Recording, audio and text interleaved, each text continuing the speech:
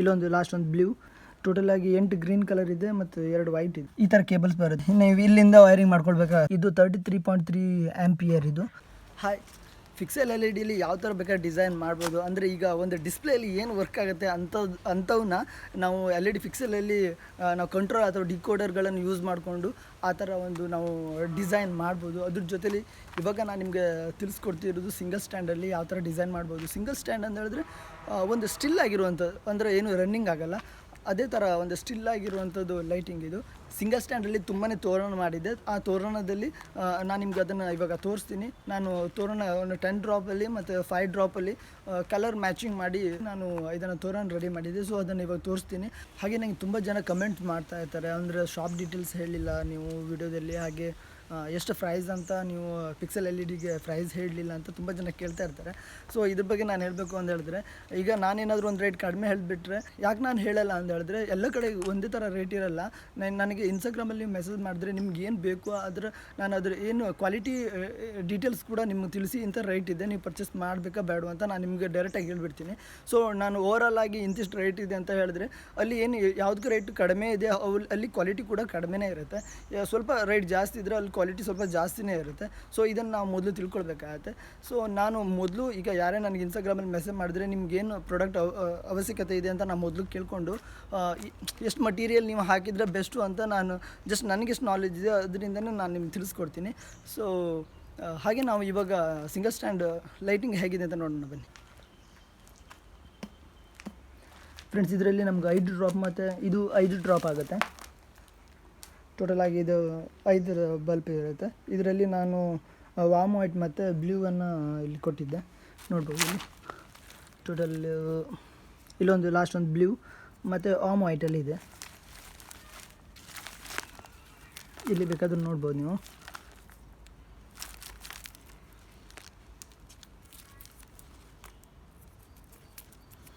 ಇಲ್ಲಿ ನೋಡಿ, ಇಲ್ಲಿ ವಾಮ್ ವೈಟ್ ಇದೆ, ವಾಮ್ ವೈಟ್ 4 ವಾಮ್ ವೈಟ್ ಇದೆ, ಒಂದು ಬ್ಲೂ ಇದೆ. ಹಾಗೆ ನೀವು ಇಲ್ಲಿ 10 ಡ್ರಾಪ್ ನೋಡ್ಬೋದು. ಇಲ್ಲಿ ಗ್ರೀನ್ ಕಲರ್ ಇದೆ. ಟೋಟಲ್ ಆಗಿ 8 ಗ್ರೀನ್ ಕಲರ್ ಇದೆ ಮತ್ತು 2 ವೈಟ್ ಇದೆ. ಸೊ ಈ ಥರ ಕಾಂಬಿನೇಷನ್ ಇದೆ. ಇಲ್ಲಿ ನೀವು ರೆಡ್ ನೋಡ್ಬೋದು, ರೆಡ್ ವಿತ್ ಬ್ಲೂ ನೋಡ್ಬೋದು. ಇದು 5 ಡ್ರಾಪ್ ಇದು. ಇಲ್ಲಿ ರೆಡ್ 4 ರೆಡ್ ಇದೆ ಮತ್ತು ಒಂದು ಬ್ಲೂ ಇದೆ. ಇದಕ್ಕೆಲ್ಲ ನಾವು ಹೋಲ್ಡರ್ ಹಾಕಿದ್ದೇವೆ, ಅದನ್ನು ಕೂಡ ನೋಡ್ಬೋದು. ಇದು ಕೂಡ ರೆಡ್ ಆ್ಯಂಡ್ ಬ್ಲೂ. ಇದು ಎಲ್ಲ ಪ್ಯಾರಲಲ್ ಕನೆಕ್ಷನ್ ಆಗಿರೋದ್ರಿಂದ ಯಾವುದೇ ಒಂದು ಡಾಟಾ ಗೀಟ ಏನೋ ಇದಕ್ಕೆ ಸಪ್ಲೈ ಇರೋದಿಲ್ಲ. ಏನಾದರೂ ಪ್ರಾಬ್ಲಮ್ ಆದರೆ ಅದೊಂದು ಬಲ್ಪ್ ಹೋಗಿಬಿಡುತ್ತೆ ಮತ್ತು ನೆಕ್ಸ್ಟ್ ಎಲ್ಲ ವರ್ಕಿಂಗ್ ಇರುತ್ತೆ.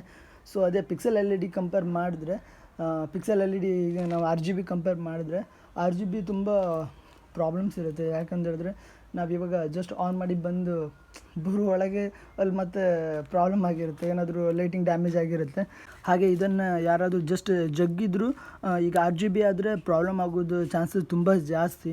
ಅದಕ್ಕೆ ಕಂಪೇರ್ ಮಾಡಿದ್ರೆ ಇದು ಓಕೆ, ಯಾಕಂದರೆ ಏನು ಪ್ರಾಬ್ಲಮ್ ಆಗೋಲ್ಲ. ಜಸ್ಟ್ ಇವಾಗ ಆನ್ ಮಾಡಿದರೆ ನಂತರ ಮತ್ತು ಪ್ರಾಬ್ಲಮೇ ಆಗೋಲ್ಲ. ಏನಾದರೂ SMP ಪ್ರಾಬ್ಲಮ್ ಆದರೆ ಮಾತ್ರ ಸೊ ಡ್ಯಾಮೇಜ್ ಆಗ್ಬೋದು ಇವು.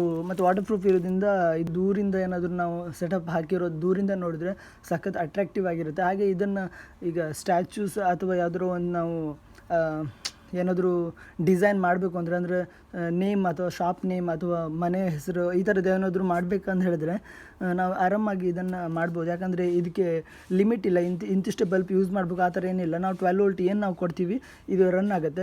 ಇದರಲ್ಲಿ ಎಲ್ಲ ಕಲರ್ ಮಿಕ್ಸಿಂಗ್ ಬರೋಲ್ಲ, ಎಲ್ಲ ಕಲರ್ ಸಪ್ರೇಟ್ ಬರುತ್ತೆ.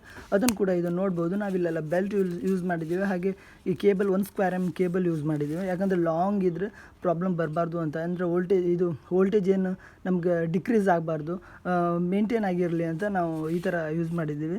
ಸೊ ಪ್ರತಿಯೊಂದು ಇದರಲ್ಲೂ ನಾವು ಈ ಥರ ದಾರ ಹಾಕಿದ್ದೇವೆ, ಅಂದರೆ ಯಾವುದೇ ಟೈ ಅಂತ ಯೂಸ್ ಮಾಡಿಲ್ಲ. ಮತ್ತು ಇದ್ರ ಜೊತೆ ನಾವು ಸ್ಟ್ರೈಕ್ ಟ್ಯೂಬನ್ನು ನೋಡ್ಬೋದು ಇಲ್ಲಿ. ಯಾಕಂದರೆ ಏನು ಈ ಟ್ಯಾಪ್ಗಳನ್ನು ಯೂಸ್ ಮಾಡೋದ್ರಿಂದ ನಮಗೆ ಇದು ಹೋಗುವಂಥ ಚಾನ್ಸಸ್ ಇರುತ್ತೆ ಬಿಸಿ ಆದ ನಂತರ. ಸೊ ಇದು ಹಾಗಲ್ಲ, ಬಿಸಿ ಆದಂಗೂ ತುಂಬ ಮೆಲ್ಟ್ ಆಗಿ ಹಾಗೆ ನಮಗೆ ಸ್ಟ್ರಾಂಗ್ ಆಗಿ ಹಿಡ್ಕೊಳ್ಳುತ್ತೆ. ಅದನ್ನು ಕೂಡ ನೋಡ್ಬೋದು ನೀವು ಫ್ರೆಂಡ್ಸ್. ನಾವಿಲ್ಲಿ ಮೊದಲನೇದಾಗಿ ನಾವು ಇಲ್ಲಿ ಸರ್ಕ್ಯೂಟ್ ಡಯಾಗ್ರಾಮ್ ನೋಡೋಣ. ಹಾಗೆ ನಾವಿಲ್ಲಿ ಸಪ್ಲೈ ವೋಲ್ಟೇಜ್ ಕೊಡಬೇಕಾಗತ್ತೆ. ಇಲ್ಲಿ ನಾವು ಸಪ್ಲೈ ವೋಲ್ಟೇಜ್ ಕೊಡುವಾಗ ಈ ಲೈಟಿಂಗ್ಗಳಿಗೆ ನಾವು ಬೇಕಾಗಿರೋದು 2 ಕೋರ್ ವಯರ್ ಹಾಕ್ತೀವಿ ನಾವು. ಇದಕ್ಕೆ ಬೇಕಾಗಿರೋದು 12 ವೋಲ್ಟ್ ಆಗಿರುತ್ತೆ. ಸೊ ನಾವು ಸಪ್ಲೈ 230 ವೋಲ್ಟನ್ನು ಡೈರೆಕ್ಟ್ ಕೊಡಲಿಕ್ಕೆ ಆಗೋದಿಲ್ಲ. ಸೊ ನಾವಿಲ್ಲಿ SMP-S ಯೂಸ್ ಮಾಡ್ತೀವಿ. SMP-S ಯೂಸ್ ಮಾಡ್ತೀವಿ.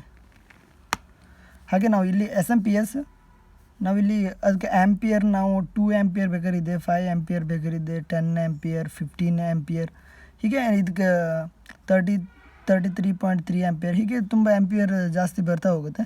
ಸೊ ನಾವಿಲ್ಲಿ ಪಾಸಿಟಿವ್ ನೆಗೆಟಿವ್ ನೋಡಿಕೊಂಡು ವಯರನ್ನು ಕೊಡಬೇಕಾಗತ್ತೆ.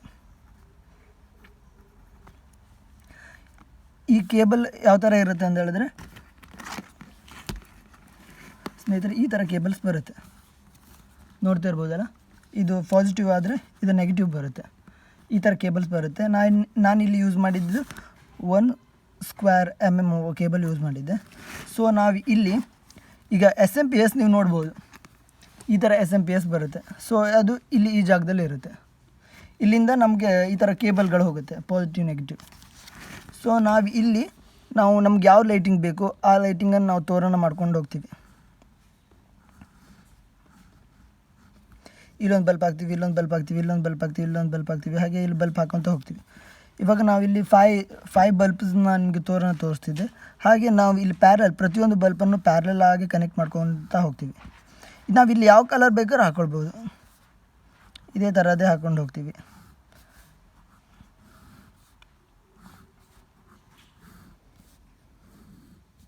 ಈ ಥರ ನಾವು ಕನೆಕ್ಟ್ ಮಾಡ್ಕೊಳ್ತೀವಿ. ಅದನ್ನೇ ನೀವು ಇದೇ ಥರ ಇರೋದನ್ನು ಬೇಕಾದರೆ ಈ ಥರ ಬೇಕಾದ್ರೆ ಮಾಡ್ಕೊಳ್ಬೋದು. ಇಲ್ಲಿ 2 ಬಲ್ಪನ್ನು ನೀವು ಹಾಕ್ಕೊಂಡ್ರೆ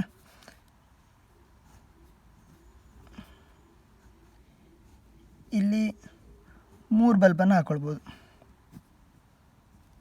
ಹಾಗೆ ಇಲ್ಲಿ 4 ಬಲ್ಪನ್ನು ಹಾಕ್ಕೊಳ್ಬೋದು.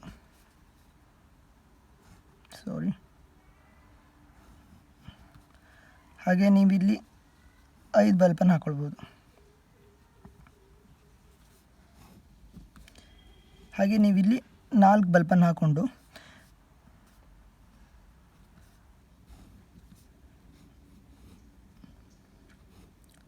ಇಲ್ಲಿ 3 ಬಲ್ಪನ್ನು ಹಾಕ್ಕೊಂಡು ಈ ಥರ ಒಂದು ಜಿಗ್ ರೀತಿಯಲ್ಲಿ ಬೇಕಾದ್ರೆ ಡಿಸೈನ್ ಮಾಡ್ಕೊಳ್ಬೋದು.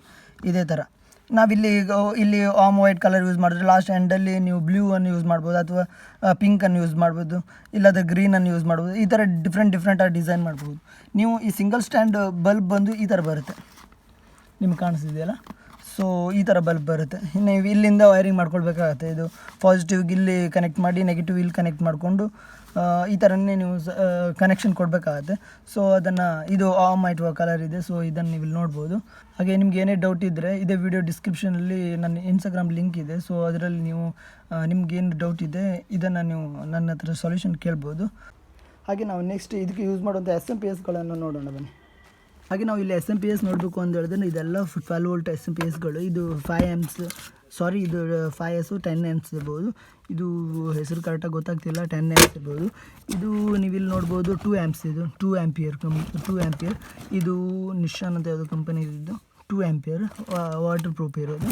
ಸೊ ಇಲ್ಲೆಲ್ಲ 2 ಆ್ಯಂಪಿಯರ್ ನೋಡ್ಬೋದು ನೀವು. 2 ಆ್ಯಂಪಿಯರ್ಗೆ 100 ಬಲ್ಪ್ ಅಂತೂ ಆರಾಮಾಗಿ ಕೊಟ್ಕೊಂಡು ಯೂಸ್ ಮಾಡ್ಬೋದು. ಅದ್ರ ಜೊತೆ ನಾವಿಲ್ಲಿ ರೈನ್ ಪ್ರೂಫಲ್ಲಿ ನಾವು ನೋಡ್ಬೋದು ಇದು 33.3 ಆ್ಯಂಪಿಯರ್. ಇದಕ್ಕೆ ನಾವು 1600 ಬಲ್ಪ್ ನಾರ್ಮಲಾಗಿ ಕೊಡಲಿಕ್ಕಾಗತ್ತೆ, ಏನು ತೊಂದರೆ ಆಗೋಲ್ಲ. ತುಂಬ ಜಾಸ್ತಿ ಕೊಟ್ಟರೆ ಬರ್ನ್ ಆಗುವಂಥ ಚಾನ್ಸಸ್ ಇರುತ್ತೆ. ಅದನ್ನು ಇಲ್ಲಿ ನೀವು ನೋಡ್ಬೋದು. ಹಾಗೆ ನಾನು ಇಲ್ಲಿ ನಿಮಗೆ ತೋರಿಸ್ತಿರೋದು ಇದು RGB ಇದ್ದಿದ್ದು. ಸೊ ಇದು 5 ವೋಲ್ಟ್ ಆಗಿರೋದ್ರಿಂದ ನಾನು ನಿಮಗೆ ಕರೆಕ್ಟಾಗಿ ತೋರಿಸ್ತೀನಿ. 5 ವೋಲ್ಟ್ ಇಲ್ಲಿದೆ ನಿಮಗೆ ಡಿ ಸಿ ಇಲ್ಲಿ 5 ವೋಲ್ಟ್ ಕಾಣಿಸ್ತಿದೆಯಲ್ಲ. ಸೊ ಇದು 5 ವೋಲ್ಟು. ಇದನ್ನು ನಾವು ಸಿಂಗಲ್ ಸ್ಟ್ಯಾಂಡಿಗೆ ಯೂಸ್ ಮಾಡಲಿಕ್ಕಾಗಲ್ಲ. ಸೊ ಇಲ್ಲಿ ನೀವು ನೋಡ್ಬೋದು 12 ವೋಲ್ಟ್ 33 ಆ್ಯಂಪಿಯರ್ ಅಂತ ಬರ್ಕೊಂಡಿದೆ, 12 ವೋಲ್ಟದ್ದು. ಸೊ ಇದನ್ನು ನಾವು ಮಾತ್ರ ಸಿಂಗಲ್ ಸ್ಟ್ಯಾಂಡಿಗೆ ಯೂಸ್ ಮಾಡಲಿಕ್ಕಾಗತ್ತೆ. ನಾವಿಲ್ಲೆಲ್ಲ ಕೇಬಲ್ಗಳನ್ನು ಇಲ್ಲಿ ಇದಕ್ಕೆ ನಾವೇನು SMP-S ಇದೆ, ಒಂದು ಇನ್ಪುಟ್ ಇದೆ, ಇದು AC ಇನ್ಪುಟ್. ಹಾಗೆ ನಮಗೊಂದು ಗ್ರೌಂಡ್ ಇರುತ್ತೆ, ನಾವು ಇದನ್ನು ಗ್ರೌಂಡ್ ಕನೆಕ್ಟ್ ಮಾಡಬೇಕಾಗತ್ತೆ. ಸೊ ನಾವು ಹೆಚ್ಚಿನ ಪಕ್ಷ ನಾವು ಯೂಸ್ ಮಾಡಲ್ಲ, ಗ್ರೌಂಡ್ ಕನೆಕ್ಟ್ ಮಾಡಲ್ಲ. ಹಾಗೆ ನಮಗೆ ಮೂರು ಕನೆಕ್ಟ್ ನಮಗೆ ನೆಗೆಟಿವ್ ಸಿಗುತ್ತೆ, 3 ಕನೆಕ್ಟ್ ಪಾಸಿಟಿವ್ ಸಿಗುತ್ತೆ. ಪ್ರತಿಯೊಂದು ರೈನ್ ಪ್ರೂಫಲ್ಲೂ ಸೇಮ್ ಇದು ನಿಮಗೆ ಸಿಗುತ್ತೆ SMP-S. ಹಾಗೆ ಈ ನಾರ್ಮಲ್ SMP-S ಆದರೆ ನಿಮಗೆ ಪಾಸಿಟಿವ್ ನೆಗೆಟಿವ್ ಎರಡೇ ನಿಮಗೆ ಸಪ್ರೇಟಾಗಿದ್ದು ಈ ಥರ ಮಾಡಿರ್ತಾರೆ. ಸೊ ಇದನ್ನು ನೀವು ನೋಡ್ಬೋದು. ಹಾಗೆ ನಿಮಗೆ ವಿಡಿಯೋ ಇಷ್ಟ ಆದರೆ ಪ್ಲೀಸ್ ಲೈಕ್ ಮಾಡಿ, ಸಬ್ಸ್ಕ್ರೈಬ್ ಮಾಡೋದು ಮರಿಬೇಡಿ, ಯಾಕಂದರೆ ತುಂಬ ಜನ ವೀಡಿಯೋ ವ್ಯೂ ಮಾಡ್ತಾರೆ ಆದರೆ ಸಬ್ಸ್ಕ್ರೈಬ್ ಅಂತೂ ಮಾಡೋದೇ ಇಲ್ಲ. ಹಾಗೆ ನಿಮಗೆ ಯಾವ ಸ್ನೇಹಿತರಿಗೆ ಯೂಸ್ ಅನಿಸುತ್ತೆ ಅಂತ ಸ್ನೇಹಿತರಿಗೆ ಶೇರ್ ಮಾಡಿ.